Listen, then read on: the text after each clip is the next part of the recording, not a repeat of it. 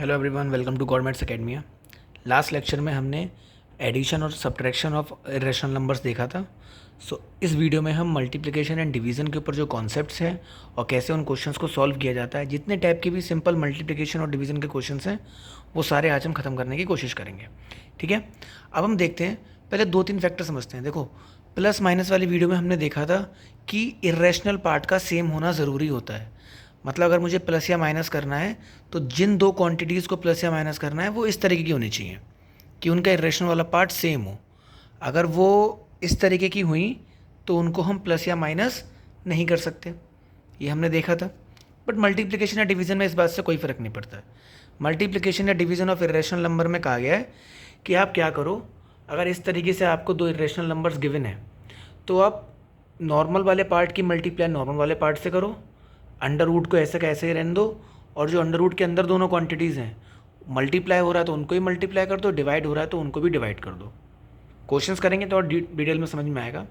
बस एक बात हमको याद रखनी है कि बेटा अगर मेरे पास इस तरीके की क्वांटिटीज आती है कि 3/√c मतलब 3/√3 मान लो, तो हमको पता है, हमने लास्ट वीडियो में देखा था कि उस 3 को भी मैं √3 × √3 लिख सकता हूँ, या फिर सिंपल बोलूँ √3 का होल स्क्वायर लिख सकता हूँ, जैसे मैंने यहाँ पे लिखा है। अंडर रूट से स्क्वायर कट जाएगा, और स्क्वायर का मतलब क्या होता है कि वही क्वांटिटी 2 बार मल्टीप्लाई भी हो रही है, हमने 2 बार मल्टीप्लाई कर दी, तो यहाँ √c से हमने √c को काट दिया, फाइनल आंसर कितना बचा, √c। तो ये चीज़ हमको खाली थोड़ी सी आनी चाहिए ताकि बीच में अगर क्वेश्चन में कहीं ज़रूरत पड़े तो हम सीख लें, है ना। अब वो क्वेश्चन करते हैं फटाफट। अब देखो, जैसे ये क्वेश्चन था 3√3 × 4√7, कोई दिक्कत वाली बात नहीं है। आप नॉर्मल पार्ट की मल्टीप्लाई नॉर्मल पार्ट से कराओ। 3 4 12, 3 7 21, 12 ऐसा ही रहा, अंडर रूट वाला अंडर रूट के अंदर रहा।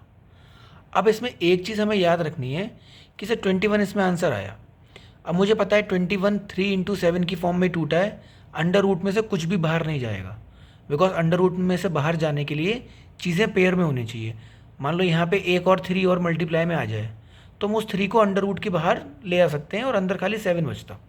तो इन चीज़ों को हमें याद रखना पड़ेगा लगातार। नेक्स्ट क्वेश्चन देखते हैं। नेक्स्ट क्वेश्चन में भी यही है, -4 × 12, 12 4 बेटा होता है 48, 5 × 21 वो होता है 105। ये हमारा आंसर आ गया, इतना सिंपल सा है। अब यही अगर इसके ऊपर डिवाइड करना होता है इस तरह के क्वेश्चंस को, तो हम डिवाइड में आगे वाली क्वांटिटी को डिवाइड करते और फिर अंडर रूट वाली क्वांटिटी को भी डिवाइड कर देते आपस में। जैसे ये देखते हैं, ये दो क्वेश्चन है हमारे पास। 5√11 डिवाइडेड बाई 3√11, तो हमने 5 को 3 से डिवाइड कर दिया, √11 को √11 से डिवाइड करा, जो कि ऑब्वियस सी बात है कि 1 आएगा, तो 5√3 हमारा आंसर आ गया।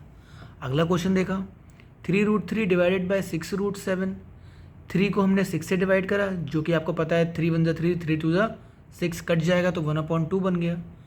और √3 और √7 है तो उनको अंडर रूट में डिवाइड की फॉर्म में ले आए, तो अंडर रूट ऑफ 3/7, जैसे हमने शुरुआत में देखा भी था कि इस तरीके से लिखना है। बस इतना सिंपल सा होता है। अब थोड़ा सा कॉन्सेप्ट आगे बढ़ाते हैं। अब देखो बेटा, 3√7 × 4√7, अब सेम सिंपल से कॉन्सेप्ट से अगर हम करें तो सही रहेगा, आंसर आ जाएगा, कोई दिक्कत वाली बात नहीं है। 3 4 12, 7 7 जो मैंने अभी बात करी थी कि अगर पेयर में आ रहा हो तो हम उसको एक बाहर निकाल सकते हैं ईजिली, यही स्क्वायर रूट का कॉन्सेप्ट भी होता है। तो अगर मैं इसको अंडर रूट ऑफ 49 लिख के फिर कि 49 7 का स्क्वायर होता है फिर 7 से मल्टीप्लाई कराऊँ तो कोई फ़ायदा नहीं है। 9th क्लास के बच्चों के लिए ये सब बेकार चीज़ें हैं। ठीक, हम सिंपल सा, हमको पता है कि अंडर रूट ए × अंडर रूट ए के बराबर होता है, तो सामने लिखा हुआ भी है रेड क्लाउड के अंदर। तो मैं सीधे जब भी ऐसी इरेशनल क्वांटिटी सेम आएगी तो अब क्या करो, आगे वालों की मल्टीप्लाई करो, 3 4 12, और पीछे √7 × √7 है तो सिर्फ 7 से उसकी मल्टीप्लाई करा देनी है हमको। 12 7 84, बात हो गई ख़त्म। ओके, सिमिलरली ऐसे ये आया तो 5 3 15 और √11 × √11 = 11, तो 15 11 165 होता है। अब बेटा मैं इसमें एक कैलकुलेशन ट्रिक्स नाम की मेरी प्लेलिस्ट भी बनी हुई है, जिसमें हमने स्क्वायर्स कैसे निकाले जाएँ 1 से लेके 100 तक के विदिन 10 सेकेंड्स, वो देखा था।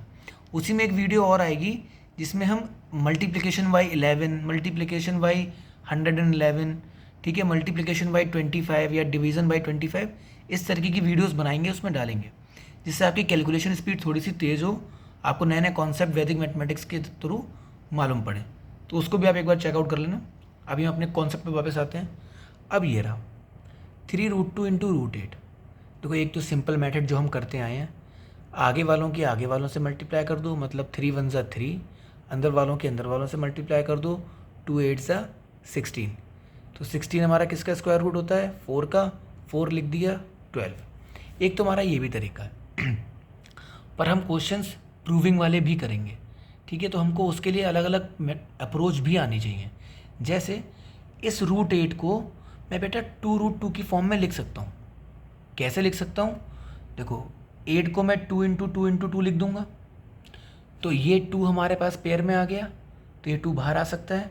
तो √8 की वैल्यू क्या हो गई? 2√2, बिकॉज एक √2 हमारा ऐसे का ऐसा ही बच गया, है ना?